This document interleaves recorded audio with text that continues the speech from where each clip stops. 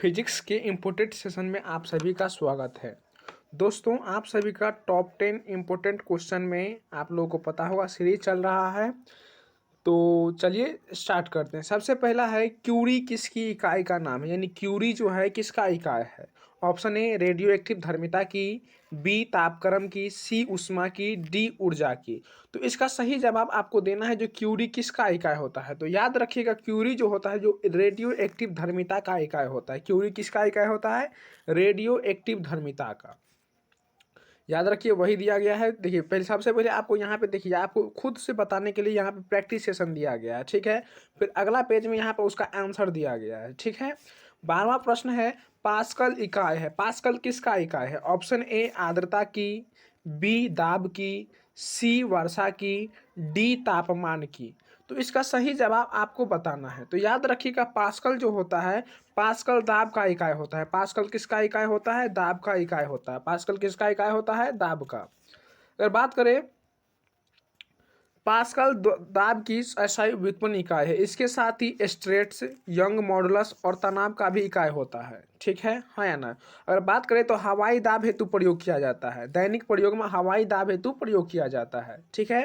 अगला कैंडेला मात्रक है, यानी कैंडेला किसका मात्रक है? ऑप्शन ए ज्योति फ्लक्स का, ऑप्शन बी ज्योति प्रभाव का, ऑप्शन सी ज्योति दाब का, ऑप्शन डी ज्योति तीव्रता का। यानी कैंडेला किसका मात्रक है?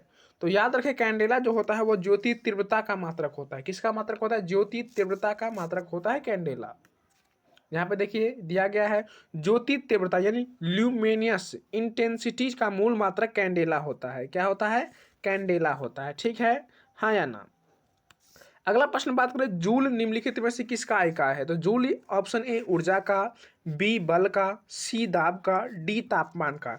तो इसका क्या आंसर होगा आपको बताना है। तो याद रखिएगा जूल जो होता है, जूल जो होता है, याद रखिएगा जूल जो ऊर्जा का मात्रक होता है। किसका? ऊर्जा का। जूल किसका मात्रक होता है? ऊर्जा का मात्रक होता है जूल। अगर बात करें ऊर्जा, जूल जूल किसके नाम पर, कौन सा वैज्ञानिक के नाम पे आया है? तो याद रखिएगा जेम्स प्रेस्कॉट के नाम पे आया है, ठीक है। अगला है मात्रकों की अंतर्राष्ट्रीय पत्ती कब लागू हुआ था। तो याद रखिएगा मात्रकों की अंतर्राष्ट्रीय पत्ती, सबसे पहले ऑप्शन सुन लीजिए, 1969 में, 1971 में, 1983 में, 1951 ईस्वी में। तो याद रखिएगा मात्रकों की अंतर्राष्ट्रीय पत्ती 1971 ईस्वी में आया था। अब बात करें जो मात्रकों का अंतर्राष्ट्रीय पत्ती लागू कब हुआ था? 1 अप्रैल 1957 को लागू हुआ था। याद रखिए विज्ञान में मात्रकों की दो प्रणाली, एगो FPS था, कौन सा? FPS यानी फुट पर सेकेंड, एक तो CGS प्रणाली था यानी सेंटीमीटर ग्राम सेकेंड पद्धति था। परंतु विज्ञान एवं तकनीकों को मतलब सुविधाओं को ध्यान में रखते हुए मात्रकों की आधुनिक प्रणाली का विकास प्रथम चरण में MKS में हुआ। MKS मतलब होता है मीटर किलोग्राम सेकेंड के रूप में, जिसके बाद MKSA हो गया। MKSA मतलब होता है मीटर किलोग्राम सेकेंड एम्पियर होता है, याद रखिएगा। इसे माप तौल एवं अंतर्राष्ट्रीय सम्मेलन में सन 1971 में अनुमोदित किया। 1971 ईस्वी में अनुमोदित किया, याद रखिएगा।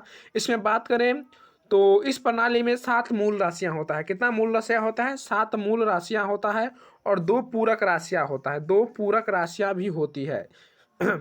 इसी प्रणाली को SI पद्धति भी कहा गया है। इसी प्रणाली को SI पद्धति भी कहा गया है। अगला हर्ज क्या मापने की यूनिट है? हर्ज क्या मापने की यूनिट है? तो याद रखिए हर्ज जो होता है तरंगों की आवृत्ति मापा जाता है। हर्ज से क्या मापा जाता है? तरंगों की आवृत्ति मापा जाता है। अगर बात करें तो याद रखिएगा हर्ज जो होता है आवृत्ति की अंतर्राष्ट्रीय इकाई प्रणाली होता है। इसका याद रखिएगा, बस ये इतना ही याद रखना है आपको। अगला विद्युत मात्रा की इकाई है। Option A ampere, option B ohm, option C volt, option D coulomb. यानी विद्युत मात्रा की क्या होता है? विद्युत धारा का मात्रक क्या होता है? विद्युत धारा का मात्रक क्या होता है? तो ये तो पता ही होगा, विद्युत धारा का मात्रक जो होता है एम्पियर होता है। क्या होता है? एम्पियर होता है। विद्युत धारा का मात्रक क्या होता है? एम्पियर होता है। अगर बात करें तो विद्युत धारा मापने वाले यंत्र को क्या कहा जाता है? तो विद्युत धारा मापने वाले यंत्र को एमीटर कहा जाता है। क्या कहा जाता है? एमीटर कहा जाता है, याद रखिएगा। क्या कहा जाता है? एमीटर होता है। यानी यदि किसी विद्युत परिपथ में 1 कूलाम आवेश 1 सेकंड में प्रवाहित होता है तो उस परिपथ में विद्युत धारा का 1 एम्पियर होता है, याद रखिएगा, हाँ या ना, याद रखिएगा। अगला है SI पद्धति में लेंस की शक्ति का SI मात्रा क्या होता है? तो लेंस की शक्ति का SI मात्रा डायोप्टर होता है। क्या होता है? डायोप्टर। इसे D से सूचित किया जाता है। किससे? डी से सूचित किया जाता है। यहाँ पे देखिए लेंस की क्षमता का ऐसा मात्रा डायप्टर होता है, इसे अंग्रेजी अल्फाबेट में डी से दर्शाया जाता है। और याद फोकस दूरी के व्युत्क्रम होता है, जब फोकस दूरी होता है उसके व्युत्क्रम अनुपाती होता है। अगला है डेसिबल किसे नापने के लिए प्रयोग किया जाता है। ऑप्शन ए खून में हीमोग्लोबिन, पेशाब में शक्कर, वातावरण में ध्वनि, वायु में कण। तो याद रखा डेसिबल ध्वनि मापने वाला यंत्र है, ध्वनि मापने वाला यंत्र यानी वातावरण में ध्वनि नापा जाता है। याद डेसिबल का प्रयोग ध्वनि को नापने में होता है, ध्वनि प्रदूषण का स्तर कितना है उसे डेसिबल से ही नापा जाता है। अगला है एम्पियर क्या नापने की इकाई है, एम्पियर की क्या नापा जाता है। तो एम्पियर याद रखिएगा करंट, करंट मतलब धारा, करंट मतलब क्या होता है धारा का मापने का इकाई, करंट का मापने का इकाई है। ठीक है, बात करें एम्पियर को एएमपी से लिखा जा सकता है, अगर शॉर्ट में इसका एस ए से भी लिखा जा सकता है, याद रखिएगा।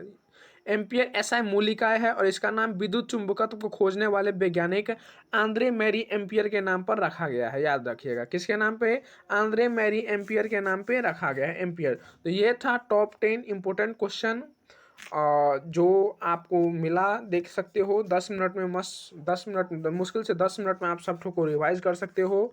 सबसे पहले देखिए यहाँ पे आपको पहले सोचना है, इसमें ये सोचने के लिए दिया गया है। जो यहाँ पे आप सोचिए, ध्यान दीजिए, यहाँ पे आप सोचिए फिर इसका आंसर पाइए, फिर यहाँ पे सोचिए फिर इसका आंसर पाइए।